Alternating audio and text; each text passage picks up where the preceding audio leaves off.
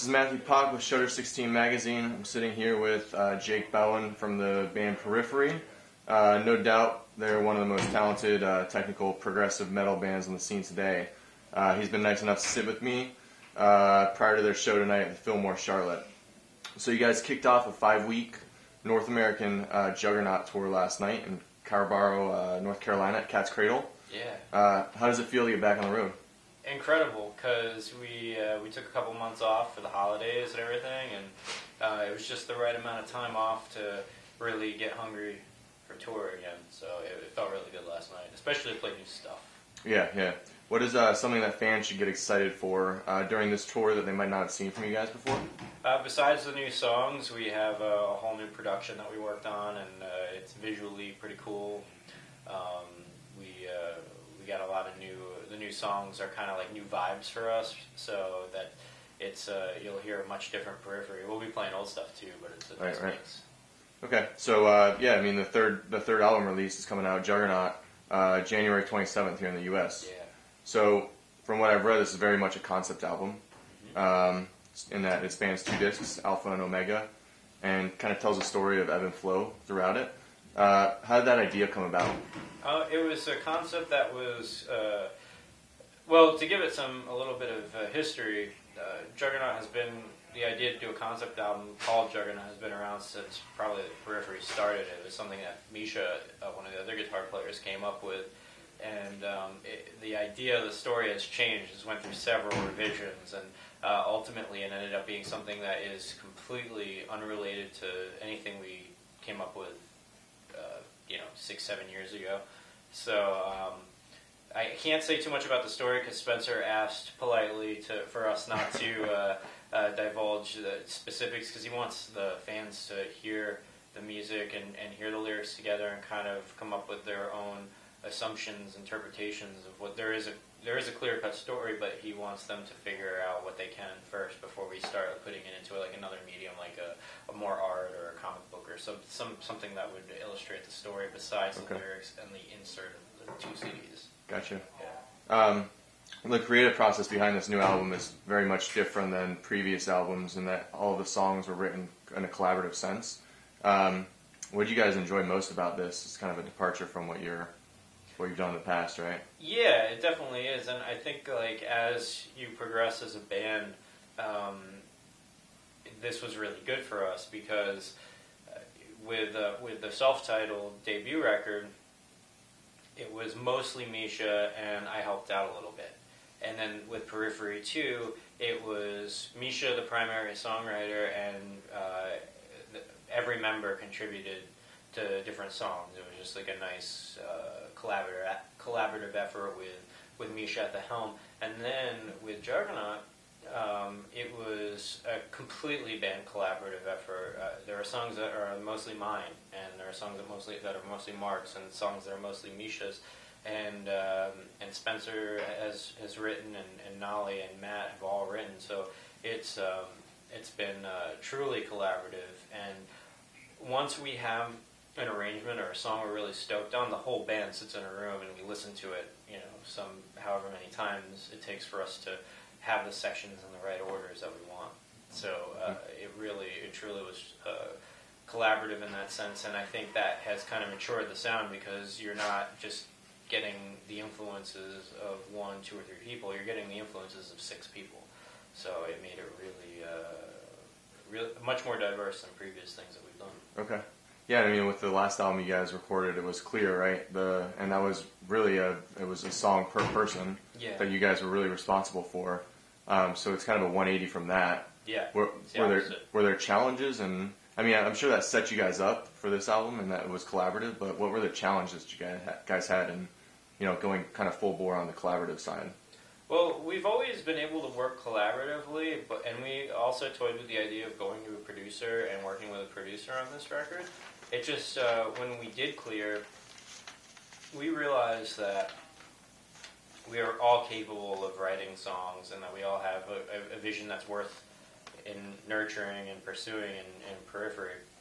And that kind of made it, that set up the tone for what we wanted to do at Juggernaut, because we realized, all right, we can do this on our own, and that that we should be able to do it together as well. If we're able to do it on our own, we should be able to do it together, and we did it. And it took a lot.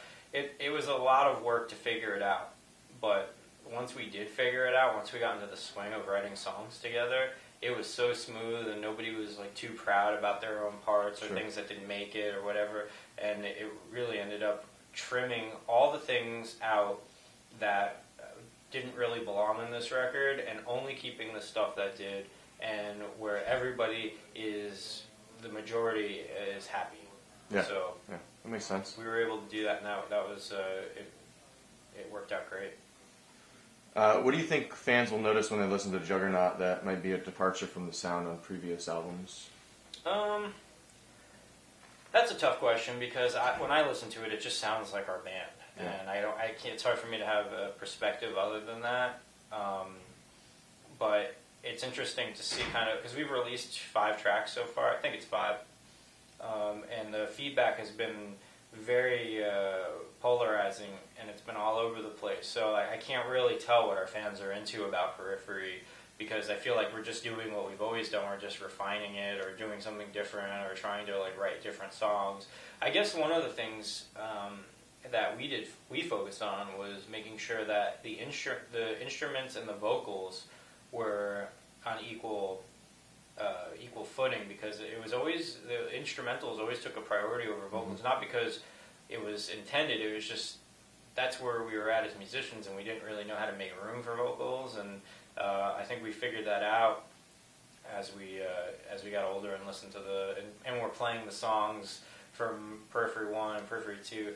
It helped us figure it out. But yeah, that was one of the things. Okay. Yeah. In general, when you guys look at putting a tour together, what do you look for in other bands, and do you prefer to tour with kind of the like-minded bands in terms of kind of progressive metal, or diversifying that experience for the fans? I think we're very much into diversifying it, and it's not, choosing bands for a tour is not as easy as it might seem. Like there's a lot that goes into it in terms of what they have going on at the moment, and every band does this when they're picking bands, but you have to really see what you're going for in terms of crowd, and it's very strategic, because, for example, this tour with Nothing More and Woven War and Thank You Scientists, we wanted to have kind of like a fresh, like hard rock, heavy metal tour, and because it would be easy to assume that we would just want bands that were just like us, but we wanted bands that were like us in the sense that they're great songwriters, and that this is kind of like the songwriter tour, and then maybe in the future we'll do a tour that has all progressive bands, and it's like the proggy, shreddy tour, and that there's so many different niches to explore that you can do any type of tour, but as long as you do it like once a year or twice a year, and get each demographic, and that's with this, I feel we picked the right bands, and that's really that's really what I can say about picking bands. Because like if it were up to me, I'd pick all my favorite bands, but that might not be the right move for where we're at the time. Yeah. It's a lot harder than that. Makes sense. So you guys have a month-long European tour coming up next in March after the U.S. tour is finished. And that's including a trip to Russia, which is your first, I think, Yeah, right? first time to Russia. How did that come to be, and you guys pretty excited about getting back to Europe? And then Yeah, it's been a while since we've been there, and now that we have new stuff to play, it'll be like the exact perfect time to go back there and tear it up. I don't really know what to expect from Russia. It's a place we've never been to before, and we've been. Russian fans have reached out to us over social media and stuff, but it's it's kind of unknown how we'll do there. brand new world, right? Brand new world, yeah, and then everything that's going on in the world, like Sure. And then the other thing was certain shows are getting shut down, certain metal shows for the content. I know Cannibal Corpse's their show was shut down, so I don't think they'll shut down Periphery, but you never know. Yeah. What do you think the biggest difference is between fans here and venues here in the U.S. versus overseas? It's I think there's a certain sense of in Europe, if a U.S. band comes to play there, it's like, oh, got to check this out because it's hard to get to Europe, it's expensive to get to Europe, and with U.S., if you're a U.S. band playing in the U.S., because the touring scene is so strong and it's a big country and there's so many cities to go to, and the cities are close enough together that you can drive. There's a little bit of entitlement, with U.S. fans saying, "Oh, I'll just catch them next time they roll around," or "I don't like the bands they're playing with now, so I'll go catch the next one." But in Europe, since you're you're a much more rare presence, lots of people come out because they know that's going to be their one chance for a year to catch it. Sure. So that's a big difference. So last week you guys announced that you'll be back in Charlotte in May for Carolina Rebellion. Yeah. What band's on the ticket that you guys are excited to see there? You got me. I Yeah. have no idea. I have not looked at. What about just playing kind of festivals versus a set-up tour? What do you think the advantages of a festival are like that? Festivals are cool because it's a setting that you really can't have anywhere else. That's where the big crowds you see in any picture of like a huge show. It's always a festival. Yeah.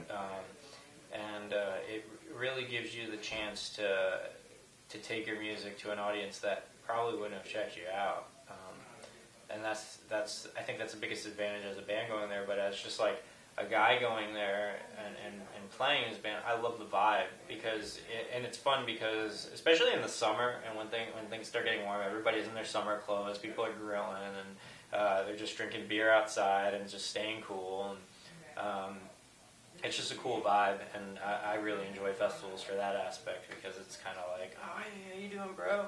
Haven't seen you in forever, and everybody can come together and just hang out and barbecue. Cool. I like that part of it.